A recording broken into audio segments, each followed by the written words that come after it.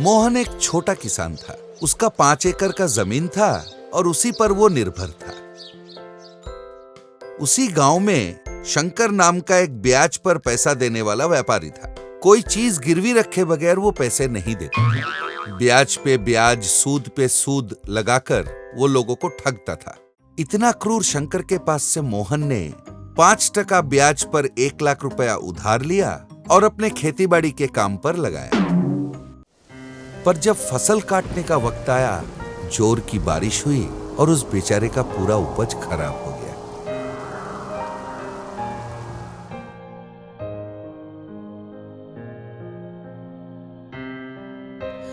अब भगवान की यही मर्जी थी तो तुम कर भी क्या सकते हो।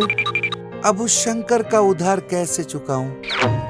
अगले साल चुका देंगे। ये लो, मेरे गले का सोना ले जाकर पैसे ले आओ, हम फिर से जुताई करेंगे।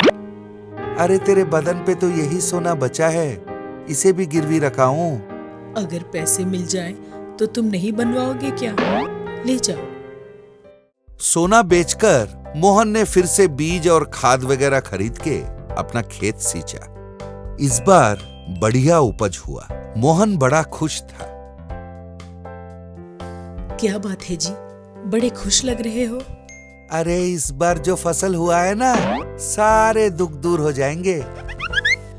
हाँ। अच्छा सुनो, मैं जरा सेठ के घर तक हो आता हूँ।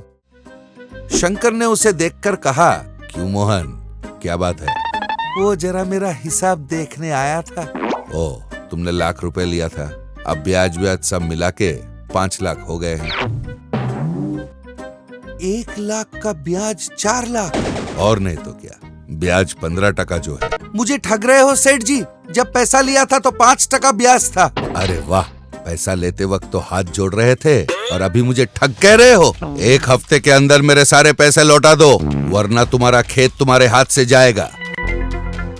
घर पहुंचकर उसने अपनी बीवी को सारी बातें बताई। सुबह सवेरे मोहन अपने खेत में पहुंचा तो खेत में सोने के धान से बना हुआ एक चमकता हुआ चेन उसे दिखा। भगवान, मेरी इतनी दुख देखकर तूने मेरी जमीन पर सोना उगाया। फिर बड़ा खुश होकर उस चेन को साथ लेकर वो अपना घर पहुंचा और अपनी बीवी को सारी बात बताई। इसे बेच देते हैं। अभी नहीं, 10 दिन के बाद बेचेंगे। धीमे बोलो, इसके बारे में किसी को पता नहीं चलना चाहिए। मोहन भी उसकी बात मान गया। दूसरे दिन उसे फिर अपने खेत में एक और सोने का चेन मिला। इस तरह 4-5 दिन तक उसे अपने खेत में एक चेन मिलता रहा। इन चेनों को बेच देते हैं और सेठ का उधार खत्म करते हैं। ये दोनों बातचीत कर रहे थे, इधर शंकर वहां आया हुआ था और दरवाजे के पीछे से उसने सुन लिया। अरे वाह मोहन, तेरी जमीन पे सोना उग रही है। उस जमीन को तो मैं किसी भी तरह हड़प के ही रहूंगा। दूसरे दिन मोहन शंकर के घर आ पहुंचा। आपके 5 लाख मैं परसों तक चुकता कर दूंगा। अब पैसे देने की कोई जरूरत नहीं है, मैंने तेरी जमीन अपने नाम कर ली। अरे ऐसे कैसे हड़प लिया? मैं तो पैसे भरने ही आया हूँ। वक्त रहते तूने भरा नहीं। अब तुझे चाहिए तो बोल, 10 लाख ऊपर से देता हूँ, पर तेरी जमीन की कागजात मेरे यहाँ छोड़ जा। ये अन्याय है, मोहन कह रहा था। इतने में उसकी बीवी सुशीला वहाँ पहुंची और बोली, ये क्या कर रहे हो जी? हम उसका उधार नहीं चुका पाए, इसीलिए वो हमारे खेत ले जा रहा है। ऊपर से वो 10 लाख रुपए भी देने का बोल रहा है। आप कुछ मत बोलिए, आप वो पैसे ले आइए। आज से ये खेत आपके हैं। ठीक है। अरे ये क्या किया? सोना उगाने वाला अपना जमीन उसके नाम कर दिया। सोने की मिट्टी? अरे वो सब बकवास है।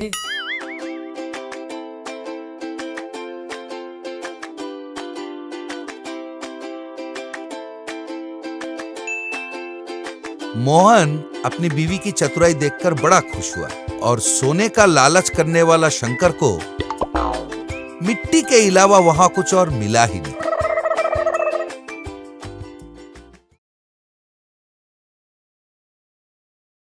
हरी छोटी मोटी चोरियां करता था, पर पकड़ा जाता था। एक दिन अपने दोस्त नवीन के साथ एक चाय के दुकान पे बैठकर वो चाय पी रहा था। अरे कैसा इंसान है तू, छोटी मोटी चोरी भी नहीं कर सकता, पकड़ा जाता। अरे मैं क्या करूं यार, सब कुछ ठीक ठाक तो करता हूं, फिर भी पकड़ा जाता हूं। अरे इस बार पकड़ा मत जाना, ये हमारी पेशा है। हमने पोस्ट ग्रेजुएशन करके भी अपना पेशा नहीं छोड़ा, बोलना मत। वो कह रहा था, इतने में अजय नाम का एक आदमी हाथ में पुस्तकें पकड़कर वहां पहुंचा। अरे वो कौन है, उस घर में घुस रहा है? वो कॉलेज के लड़कों को ट्यूशन पढ़ाने आता है। अच्छा सुन, मुझे एक बढ़िया आइडिया सूझा है, वैसा किया ना कितनी भी चोरियां कर लो पकड़ा नहीं जाऊंगा। अच्छा आइडिया क्या है, बता। बताऊंगा नहीं, तू देखता रह, कहकर वो वहां से उठ के चला गया।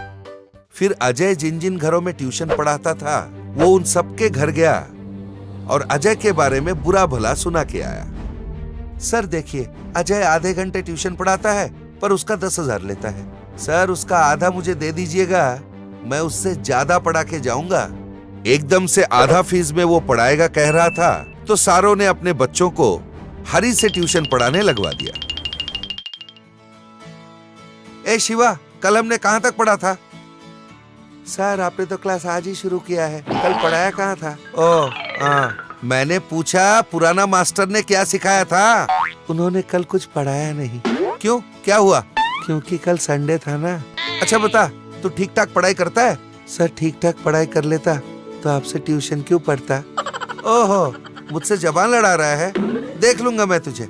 चल जा, इंग्लिश के पुस्तक ले आ, कहकर उसने शिव को वहां से भेज दिया। शिव के जाते ही हरी इधर उधर देखने लगा और कमरे में जो छोटी मोटी चीजें थी उन्हें जेब में भर लिया। उसने सोचा शुरुआत में ही बड़े बड़े चीजों पे वो हाथ फेर लेगा तो लोगों को उस पे शक हो जाएगा, इसलिए छोटी मोटी चीजों को वो बैग में भर के चुपचाप आके अपने जगह पे बैठ गया। इतने में शिव भी किताब लेके वहां आ पहुंचा। आज मेरा टाइम हो गया है, कल फिर से आऊंगा। किताब लाने को कहा था, उसे अपने ही पास रख, कल पढ़ाऊंगा, कहकर वो वहां से उठ के निकल गया। इस तरह वो जो भी घर में ट्यूशन लेता था वहां पर छोटी मोटी चोरियां कर लिया करता था। 1 week later. इधर अजय को पता चला कि हरी एक बड़ा चोर है। वो अपने पुराने स्टूडेंट्स के माता पिता से मिलकर, सर वो हरी अच्छा आदमी नहीं है, कम फीस में बच्चों को पढ़ाने का झांसा देकर वो आपके घर में चोरियां कर रहा है। पर उसकी बात किसी ने नहीं मानी। एक आदमी ने तो इतना कह दिया, तेरे से कम फीस लेकर वो ट्यूशन पढ़ाता है ना, इसलिए तू उस पे जल रहा है और झूठ बोल रहा है हमसे। हमें तुम पे कोई भरोसा नहीं है, जाओ यहाँ से अभी। उसे हर किसी ने डांट के निकाल दिया। इस बार अजय ने अपने स्टूडेंट्स को ये सारी बातें बताई। सर हम उसे पकड़ लेंगे, आप बिल्कुल चिंता मत करना, कहकर वो सब चले गए। दूसरे दिन हर रोज की तरह हरी क्लास लेने शिव के घर आ पहुंचा।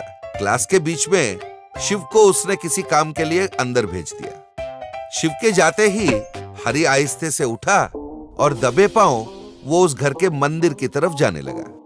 अंदर उसे सोने का लोटा चमचमाता हुआ नजर आ रहा था। आहा, इस लोटे को चुरा लूंगा तो साल भर की कमाई हो जाएगी, सोचकर वो अंदर जाने ही वाला था। मंदिर के सामने एक मैट पड़ा हुआ था, उस पे जैसे ही इसने पैर रखा उसके अंदर से कीले इसके पैर में चुभ गए। उसके मुंह से चीख निकल ही गई थी पर उसने उसे दबा लिया। चिल्लाता तो पकड़ा जाता, इसलिए उसने मुंह बंद कर लिया।